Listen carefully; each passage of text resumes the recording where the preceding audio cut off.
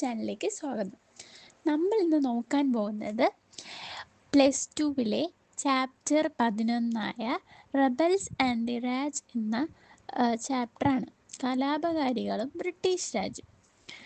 അതായത് 1857 കലാപവും തുടർന്നുണ്ടായ ഓരോ പ്രശ്നങ്ങളൊക്കെയാണ് ഈ ചാപ്റ്ററിലൂടെ വിശദീകരിക്കുന്നത്. നമുക്ക് അത് നോക്കാം.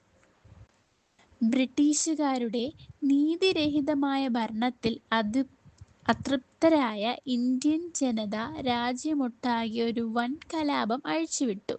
ബ്രിട്ടീഷ് ഉദ്യോഗസ്ഥരെ ആകമാനം പിടിച്ചുകുലുക്കിയ ഈ സംഭവം ഒന്നാം സ്വാതന്ത്ര്യ സമരം എന്നറിയപ്പെടുന്നു.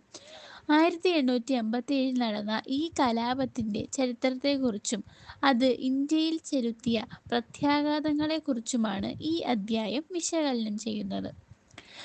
ഇതിലെ എസെൻഷ്യൽസ് ഓഫ് ദ ലെസൺസ് എന്ന് പറയുന്നത് കലാപത്തിൻ്റെ രീതി, ഔദിലെ കലാപം, കലാപകാരികൾക്ക് വേണ്ടതെന്ത്, അടിച്ചമർത്തൽ, പിന്നെ കലാപത്തിൻ്റെ പ്രതിച്ഛായ. നമുക്കിതിൽ ഫസ്റ്റ് പോയിൻ്റായ കലാപത്തിൻ്റെ രീതി, patterns of the rebellion, how the mutinies began, കലാപം ആരംഭിച്ചതെങ്ങനെ. കലാപം ആരംഭിച്ചത് 1857 മെയ് 10-നാണ്. മെയ് 10-ന് മീററ്റിലാണ് ഇത് ആരംഭിച്ചത്. വെടിമുഴക്കത്തിലൂടെയോ ബ്യൂഗിൾ ശബ്ദത്തോടു കൂടിയോ ആയിരുന്നു മിക്ക സ്ഥലങ്ങളിലും കലാപം ആരംഭിച്ചത്. ആയുധപുരകളും ഖജനാവും പിടിച്ചെടുക്കുകയും സർക്കാരുമായി ബന്ധപ്പെട്ട എല്ലാത്തിനെയും തല്ലിത്തകർക്കുകയും ചെയ്തു. ഹിന്ദു മുസ്ലിം ഐക്യത്തിനു വേണ്ടിയുള്ള ആഹ്വാനത്തോടൊപ്പം ഹിന്ദി, ഉറുദു, പേർഷ്യൻ ഭാഷകൾ പ്രഖ്യാപനങ്ങളും എങ്ങും ഉയർന്നു. സംഘടിക്കുക, ഉണരുക, വിദേശികളെ പുറത്താക്കുക തുടങ്ങിയ മുദ്രാവാക്യങ്ങളാൽ അന്തരീക്ഷം മുഖരിതമായിരുന്നു. ഏതാനും ദിവസങ്ങൾക്കകം കലാപം എങ്ങും വ്യാപിക്കുകയും ഒരു സമ്പൂർണ്ണ കലാപമായി മാറുകയും ചെയ്തു. ഒരു ബ്രിട്ടീഷ് ഉദ്യോഗസ്ഥന്റെ അഭിപ്രായത്തിൽ ഒരു ചീട്ടുകൊട്ടാരം പോലെ ബ്രിട്ടീഷ് ഭരണം തകർന്നു വീണു. ഇവിടെ നമ്മൾ എന്താണ് കാണുന്നതെന്ന് വെച്ചാൽ, ബ്രിട്ടീഷുകാർക്കെതിരെ ഇവിടുത്തെ ജനങ്ങൾ തിരിയുകയാണ്.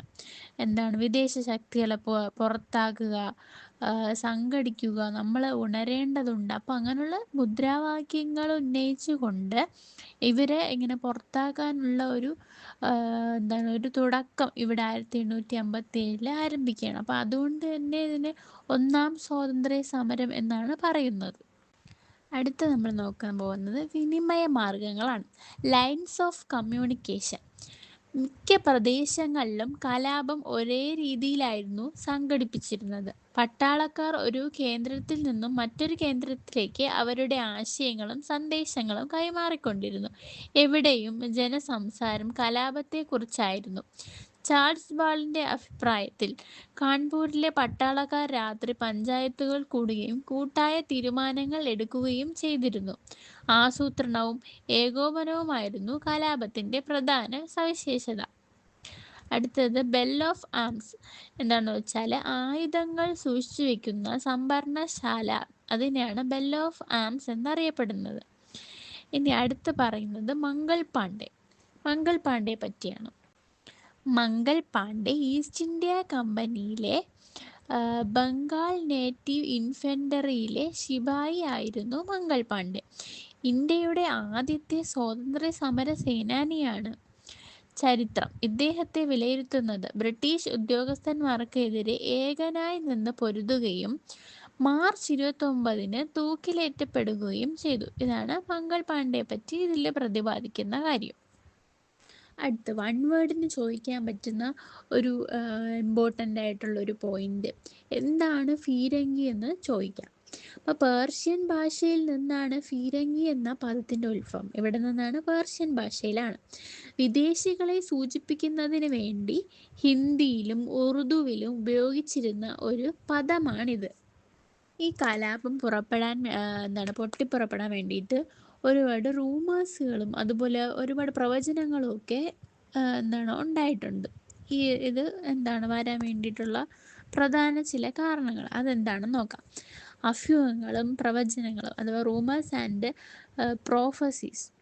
അപ്പോൾ ഈ റൂമേഴ്സൊക്കെ 1857 കലാപത്തിന് പ്രധാന പങ്ക് വഹിക്കുകയുണ്ടായി.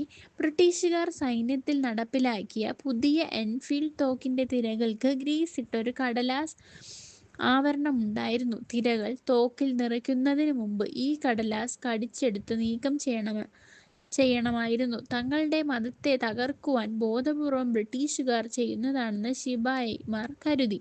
ബ്രിട്ടീഷുകാർ ഹിന്ദുക്കളെയും മുസ്ലിങ്ങളെയും തകർക്കാൻ ശ്രമിക്കുന്നുവെന്നായിരുന്നു മറ്റൊരഭ്യൂഹം.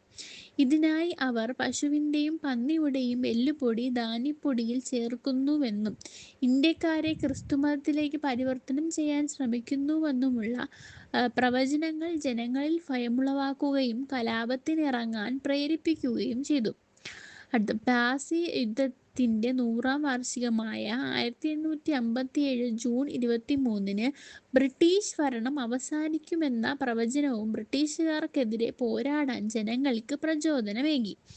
ഉത്തരേന്ത്യയുടെ വിവിധ ഭാഗങ്ങളിലായി ചപ്പാത്തി വിതരണം നടന്നുവെങ്കിലും ചപ്പാത്തി വിതരണത്തിൻ്റെ ലക്ഷ്യവും ഉദ്ദേശവും അവ്യക്തമാണ്. എന്നാൽ ഇവയെല്ലാം തന്നെ കലാപത്തിൻ്റെ ആരംഭത്തിനുള്ള സൂചനകളായിരുന്നു. അപ്പോൾ ഈ കലാപത്തിന് കുറച്ച് ലീഡേഴ്സൊക്കെ ഉണ്ടായിരുന്നു ഇത് മുന്നോട്ട് നയിക്കാൻ വേണ്ടിയിട്ട്. അപ്പോൾ അത് ആരൊക്കെയാണെന്ന് നോക്കാം. ബഹദൂർ ഷാ രണ്ടാമൻ ഡൽഹിയിൽ, അടുത്ത് നാനാ സാഹിബ് കാൺപൂരിൽ, റാണി ലക്ഷ്മിബായി ഝാൻസിയിൽ, കൻവർ സിംഗ് ആറയിൽ, ഔദിൽ ബിർജീസ്, പർഗാനയിൽ ഷാമാൽ, സിംഗ് ഭൂമിയിൽ ഗോനു. അടുത്തതായി വൺ വേർഡിന് ചോദിക്കാവുന്നൊരു പോയിൻ്റാണ് ആരാണ് നാനാ സാഹിബ്. പേർഷ്യ ബാജി റാവു രണ്ടാമൻ്റെ ദത്തുപുത്രനാണ് നമ്മുടെ നാനാ സാഹിബ്. വിപ്ലവകാലത്ത് ഫ്രഞ്ച് ചക്രവർത്തി നെപ്പോളിയൻ മൂന്നാമന് 3 കത്തുകൾ അയച്ച വിപ്ലവകാരികളുടെ നേതാവാണ്. അതുമാത്രമല്ല 1857 വിപ്ലവകാലത്ത് നേപ്പാളിലേക്ക് ഒളിച്ചോടി എന്ന് പറയപ്പെടുന്നുമുണ്ട്. അപ്പം എന്താണ് മ്യൂട്ടിനി? മ്യൂട്ടിനി എന്ന് വെച്ചാൽ സൈനിക ലഹള എന്നാണ് അതിൻ്റെ അർത്ഥം. സൈന്യത്തിനകത്തെ നിയമങ്ങളും ചട്ടങ്ങളും കൂട്ടായി അനുസരിക്കാതിരിക്കുന്നതാണ് സൈനിക ലഹള എന്ന് പറയുന്നത്. ഇതിൻ്റെ റിവോൾട്ടിൻ്റെ അർത്ഥം എന്നാണ് കലാപം എന്നാണ്. അധികാരത്തിനും ശക്തിക്കുമെതിരെ ജനങ്ങൾ നടത്തുന്നതാണ് കലാപം. അപ്പോൾ 1857 നടന്നത് ഒരു റിവോൾട്ടാണ്. 1857 റിവോൾട്ട് എന്നാണ് പറയുന്നത്. 1857 കലാപത്തിൻ്റെ പശ്ചാത്തലത്തിൽ കർഷകർ, സെമീന്ദാർമാർ, ജാഗിർദാർമാർ, രാജാക്കന്മാർ എന്നിവർ നടത്തിയ വിപ്ലവത്തെ കലാപമെന്നും പട്ടാളക്കാർ നടത്തിയ കലാപം സൈനിക ലഹള എന്നും അറിയപ്പെടുന്നുണ്ട്. അടുത്തത് 1857 2 വിപ്ലവ നേതാക്കളെ പറ്റിയാണ് പറയുന്നത്. ഒന്ന് ഷാമാലും പിന്നെ മൗലവി അബ്ദുള്ള ഷായും. ഷാമാൽ ഉത്തർപ്രദേശിലെ ബറോട്ട് പർഗാനയിൽ ഒരു വലിയ ഗ്രാമത്തിലാണ് ഷാമാൽ ജീവിച്ചിരുന്നത്. ഈ പ്രദേശം വളരെ ഫലഭൂയിഷ്ഠവും ഗ്രാമവാസികളിൽ പലരും നല്ല രീതിയിലുള്ള ജീവിക്കുന്നവരുമായിരുന്നു. എന്നാൽ ബ്രിട്ടീഷുകാർ അടിച്ചേൽപ്പിച്ച നികുതി സമ്പ്രദായങ്ങളും മർദ്ദനമുറകളും കാരണം ഗ്രാമവാസികൾക്ക് അവരുടെ ഭൂമി നഷ്ടപ്പെട്ടു. ബ്രിട്ടീഷുകാരുടെ ചൂഷണത്തിനെതിരെ ഗ്രാമീണരെ സംഘടിപ്പിച്ചുകൊണ്ട് ഷാമാൽ കലാപത്തിനിറങ്ങുകയും വളരെ പെട്ടെന്ന് കലാപം വ്യാപിക്കുകയും ഗവൺമെൻറ് വസ്തുവകകളും മറ്റു പിടിച്ചെടുക്കുകയും ചെയ്തു. റോഡുകളും പാലങ്ങളും തകർത്തു. ഭക്ഷണവും ആയുധങ്ങളും ഡൽഹിയിലെ കലാപകാരികൾക്ക് അവർ നൽകി. ഇതോടെ ഷാമാലിനെ പ്രാദേശിക രാജാവാക്കുകയും ഇംഗ്ലീഷ് ഓഫീസറുടെ ബംഗ്ലാവ് പിടിച്ചെടുത്ത് നീതി ഹാൾ ആക്കുകയും എല്ലാ കേസുകളും അവിടെ വെച്ച് ഒത്തുതീർപ്പാക്കുകയും ചെയ്തു. 1857 ജൂലൈയിൽ ഷാമാൽ അന്തരിച്ചു. ഷാമാലിൻ്റെ സ്പെല്ലിംഗ് പറഞ്ഞുതരാം, തെറ്റണ്ട. SHAHMAL ഇങ്ങനെയാണ് ഇതിൻ്റെ സ്പെല്ലിംഗ് വരുന്നത്. അടുത്തതായി മൗലവി അഹമ്മദുള്ള ഷായാണ്. MAULAVI. അടുത്ത അഹമ്മദുള്ള AHMADULLAHSHAH ഷാ. 1857 കലാപത്തിൽ പങ്കെടുത്ത മൗലവിമാരിൽ പ്രധാനിയായിരുന്നു ഇദ്ദേഹം. വിദ്യാഭ്യാസം ഹൈദരാബാദിലായിരുന്നു. ചെറുപ്രായത്തിൽ തന്നെ മതപ്രസംഗകനായ മൗലവി അഹമ്മദുള്ള 1856 ബ്രിട്ടീഷ് ഗവൺമെന്റിനെതിരെയുള്ള ജിഹാദ് പ്രഖ്യാപിച്ചുകൊണ്ട് ഗ്രാമങ്ങൾ തോറും യാത്ര നടത്തുകയും ജനപിന്തുണ നേടിയെടുക്കുകയും ചെയ്തു. 1856 ലക്നൗ സമ്മേളനത്തിൽ പങ്കെടുക്കാനെത്തിയ ഇദ്ദേഹത്തെ പോലീസ് തടയുകയും 1857 ഫൈസാബാദിൽ വെച്ച് അറസ്റ്റ് ചെയ്ത് തടവിലാക്കുകയും ചെയ്തു. എന്നാൽ ജിൻഹാഡ് യുദ്ധത്തിൽ അദ്ദേഹം പ്രകടിപ്പിച്ച ധൈര്യവും ശക്തിയും ജനങ്ങൾക്കിടയിൽ അദ്ദേഹം അജേയനാവുന്നതിനും ജനങ്ങളിൽ വിശ്വാസമർപ്പിക്കുന്നതിനും കാരണമായി. എന്തുകൊണ്ടാണ് ജനങ്ങൾ ഈ റൂമേഴ്സിൽ വിശ്വസിച്ചിരുന്നതെന്ന് നമുക്ക് നോക്കാം. Why did people believe in the rumours? ബ്രിട്ടീഷുകാർ 1820 മുതൽ പിന്തുടരുന്ന നയങ്ങളുടെ അടിസ്ഥാനത്തിലാണ് അഭ്യൂഹങ്ങളുടെ പ്രചരണം ശക്തമാവുന്നത്. ഇന്ത്യൻ സമൂഹത്തെ പരിഷ്കരിക്കുവാനായി വില്യം ബെനഡിക്റ്റിൻ്റെ നേതൃത്വത്തിൽ ബ്രിട്ടീഷുകാർ പാശ്ചാത്യ വിദ്യാഭ്യാസം, പാശ്ചാത്യ ആശയങ്ങൾ, അതുപോലെ വെസ്റ്റേൺ അവരുടെ ഐഡിയോളജിയിൽ കുറേ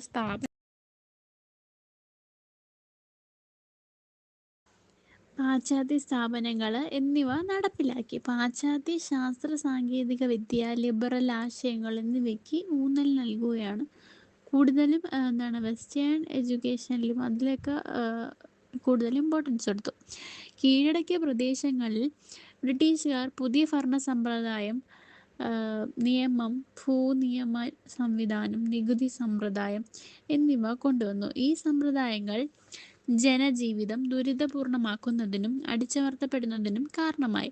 ക്രിസ്ത്യൻ മതപ്രചാരകരുടെ പ്രവർത്തനങ്ങളും ജനങ്ങളുടെ എതിർപ്പിന് ആക്കം കൂട്ടുകയും അതോടെ അഭ്യൂഹങ്ങൾ അതിവേഗം പടർന്നു പിടിക്കുകയും ചെയ്തു. ഇനി വൺ വേർഡിന് ചോദിക്കാവുന്ന ഒരു ക്വസ്റ്റ്യൻ എന്ന് വെച്ചാൽ, ആരാണ് താന്തിയ തോപ്പി? ഗറില്ല യുദ്ധമുറകളിലൂടെ ബ്രിട്ടീഷുകാരെ നേരിട്ട നേതാവാണ് താന്തിയ തോപ്പി. മാൻസിങ്ങിൻ്റെ ചരിതത്തിലൂടെ ബ്രിട്ടീഷുകാരുടെ പിടിയിലകപ്പെട്ട് തൂക്കിലേറ്റി. അടുത്തത് അവധിലെ കലാപം, അവധ് ഇൻ റിവോൾട്ട് 1851 51 ഇന്ത്യയുടെ ഗവർണർ ജനറലായിരുന്ന ഡൽഹൗസി പ്രഭു ഔധിനെ വിശേഷിപ്പിച്ചത് ഒരു ദിവസം നമ്മുടെ വായിലേക്ക് വീഴാൻ പോകുന്ന ഒരു ചെറി എന്നാണ്. 1856 ഔധിനെ ബ്രിട്ടീഷ് സാമ്രാജ്യത്തോട് ഔപചാരികമായി കൂട്ടിച്ചേർത്തു. ഓരോ നാട്ടുരാജ്യങ്ങളെയും ബ്രിട്ടീഷ് സാമ്രാജ്യത്തോട് കൂടിയോജിപ്പിക്കുന്നതിന് വേണ്ടി പല തന്ത്രങ്ങളും അവർ ആവിഷ്കരിച്ചു. അവയിലൊന്നായിരുന്നു ഡൽഹൗസി പ്രഭു നടപ്പിലാക്കിയ സൈനിക സഹായ വ്യവസ്ഥ. ഇതനുസരിച്ച് നവാബ് സ്വന്തം സൈന്യത്തെ പിരിച്ചുവിട്ടുകൊണ്ട് ബ്രിട്ടീഷ് സൈന്യത്തെ നിലനിർത്തുകയും രാജകൊട്ടാരത്തിലെ ബ്രിട്ടീഷ് റെസിഡൻസിൻ്റെ ആജ്ഞകൾ അനുസരിക്കേണ്ടതായുമുണ്ട്. രാജ്യത്തെ ക്രമസമാധാനം സംരക്ഷിക്കുന്നതിന് വേണ്ടി ഔധിലെ നവാബ് ബ്രിട്ടീഷുകാരോട് വിധേയത്വം പുലർത്തി. പ്രഭുക്കന്മാരെയോ താലൂക്ദാർമാരെയോ നിയന്ത്രിക്കാനും അദ്ദേഹത്തിനായില്ല. എന്നാൽ ഡൽഹൗസി പിടിച്ചെടുക്കാൻ നയം പ്രതിഷേധങ്ങൾ കാരണമായി. നവാബ് വാജിദ് അലി ഷായെ സിംഹാസനത്തിൽ നിന്ന് പുറത്താക്കുകയും കൽക്കട്ടയിലേക്ക് നാടുകടത്തുകയും ചെയ്തു. അടുത്ത Firangi Raj and the end of the world, വിദേശ രാജ്യവും ഒരു ലോകത്തിൻ്റെ അന്ത്യവും. അടുത്തൊരു പോയിന്റാണ് ഇത്. ഇപ്പം നമുക്ക് എസ്സേ ഒക്കെ ചോദിക്കുകയാണെങ്കിൽ അതിൽ എഴുതാൻ പറ്റുന്ന ഒരു ഇമ്പോർട്ടൻ്റ് ആയിട്ടുള്ള പോയിന്റാണ് അടുത്ത് പറയാൻ പോകുന്നത്. ബ്രിട്ടീഷ് ഭരണം ഔധിലെ വിവിധ വിഭാഗം ജനങ്ങളെ ഒന്നിപ്പിച്ചു. ഇതോടെ രാജാവ്, താലൂക്ദാർ, കർഷകർ തുടങ്ങിയ വിഭാഗങ്ങൾക്ക് അവരുടെ സ്ഥാനം നഷ്ടപ്പെട്ടു. 1856 ബ്രിട്ടീഷുകാർ നടപ്പിലാക്കിയ സംഗ്രഹ വ്യവസ്ഥ എന്ന നികുതി സമ്പ്രദായം നടപ്പിലാക്കിയ സ്ഥലങ്ങളിലെല്ലാം താലൂക്ദാർമാർ പുറത്തായി. പല താലൂക്ദാർമാരും നേരത്തെ കൈവശമുണ്ടായിരുന്നതിൻ്റെ പകുതിയിൽ കൂടുതൽ ഗ്രാമങ്ങൾ നഷ്ടപ്പെട്ടു. ഇതിൻ്റെ ഫലമായി രാജ്യത്തിൻ്റെ നികുതി വരുമാനം വർദ്ധിച്ചുവെങ്കിലും കർഷകരുടെ നികുതി ഭാരം കുറഞ്ഞില്ല. ഔധിലെ മിക്ക പ്രദേശങ്ങളിലും ഉയർന്ന നികുതി എന്ന് പറയുമ്പോൾ 30 മുതൽ 70% വരെയാണ് ബ്രിട്ടീഷുകാർ ഈടാക്കിയിരുന്നത്. അതിനാൽ ഔധിനെ പിടിച്ചെടുക്കൽ കർഷകർക്കോ താലൂക്ക്ദാർമാർക്കോ യാതൊരുവിധ നേട്ടവും ഉണ്ടായില്ല. താലൂക്ക്ദാർമാർ സ്ഥാനഭ്രഷ്ടരായതോടെ സാമൂഹിക ക്രമം തകരുകയും കർഷകരും അവരും തമ്മിലുള്ള വിശ്വാസം കടപ്പാടും അവസാനിക്കുകയും ചെയ്തു. ബ്രിട്ടീഷ് ഭരണത്തിനു കീഴിൽ കർഷകർ അമിതമായ നികുതിയിലൂടെയും കർക്കശമായ നികുതി പിരിവിലൂടെയും നേരിട്ടുള്ള ചൂഷണത്തിന് വിധേയമായി. 1857 ഔദിൽ കർഷകരും താലൂക്ക്ദാർമാരും ചേർന്ന് ബ്രിട്ടീഷുകാർക്കെതിരെയുള്ള സംഘടനത്തിന് നേതൃത്വം നൽകി. ഇവരിൽ പലരും ഔദിലെ നവാബിനോട് കൂറുള്ളവരായിരുന്നു. ഭൂരിഭാഗം ശിപായിമാരും ഔദിൽ നിന്ന് റിക്രൂട്ട് ചെയ്യപ്പെട്ടവരായതിനാൽ കർഷകരുടെ ദുരിതങ്ങളെക്കുറിച്ച് അവർ ബോധവാന്മാരായിരുന്നു. 1857 കലാപത്തിനു മുമ്പുള്ള കാലഘട്ടത്തിൽ ശിപായിമാരും ബ്രിട്ടീഷ് ഉദ്യോഗസ്ഥരും തമ്മിലുള്ള ബന്ധത്തിന് വലിയ മാറ്റങ്ങൾ വന്നു. 1820കളിൽ ഉദ്യോഗസ്ഥർ ശിപായിമാരോട് സൗഹാർദ്ദപരമായ സമീപനമാണ് സ്വീകരിച്ചിരുന്നത്. എന്നാൽ 1840കളുടെ ഇതിൽ മാറ്റം വരുകയും ആധിപത്യ മനോഭാവം പ്രകടിപ്പിക്കുകയും ശിപായിമാരെ തങ്ങളേക്കാൾ താഴ്ന്നവരായി കാണുകയും ചെയ്തു. ബ്രിട്ടീഷുകാരിലുള്ള വിശ്വാസം നഷ്ടപ്പെട്ട ശിപായിമാർ കർഷകരുമായി അടുത്ത ബന്ധം സ്ഥാപിച്ചു. ഈ ബന്ധം വിപ്ലവഗതിയിൽ വളരെയധികം സ്വാധീനം ചെലുത്തി. അതായത് ബ്രിട്ടീഷുകാർ നമ്മുടെ ഇവിടെയുള്ള സൈന്യത്തിന് വേണ്ടതായ ഇമ്പോർട്ടൻസ് ഒന്നും കൊടുത്തില്ല. അതുകൊണ്ട് തന്നെ ഇവർ ബ്രിട്ടീഷുകാർക്കെതിരെ എന്ത് ചെയ്തു, പൊരുതാൻ വേണ്ടിയിട്ട് തുടങ്ങി.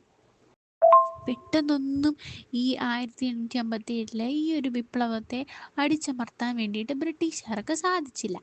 അതുകൊണ്ട് തന്നെ അവർ ഒരുപാട് പട്ടാള നിയമങ്ങളൊക്കെ പ്രഖ്യാപിക്കുകയും വധശിക്ഷയിലൂടെയും അറസ്റ്റിലൂടെയൊക്കെ ഇന്ത്യക്കാരെ അടിച്ചമർത്താൻ വേണ്ടിയിട്ട് എല്ലാ തരത്തിലുള്ള രീതികളും ബ്രിട്ടീഷുകാർ ശ്രമിക്കുകയാണ്. അപ്പോൾ 1800 ആരംഭിച്ച അടിച്ചമർത്തൽ 1858ഓടെയാണ് നിയന്ത്രണ വിധേയമായത്. നിരവധി ജീവനുകൾ കലാപത്തിൽ പൊലിയുകയും ഉണ്ടായി. ഇതിലെ പ്രധാനപ്പെട്ട കാര്യങ്ങൾ ഇത്രയൊക്കെയാണ്. പുതിയ വീഡിയോ ആയിട്ട് ഞാൻ അടുത്ത് വരുന്നതായിരിക്കും. അതുവരെ എൻ്റെ ചാനൽ സബ്സ്ക്രൈബ് ചെയ്യുക, കമൻറ്റ് ചെയ്യുക, ഷെയർ ചെയ്യുക. Okay, thank you, bye bye.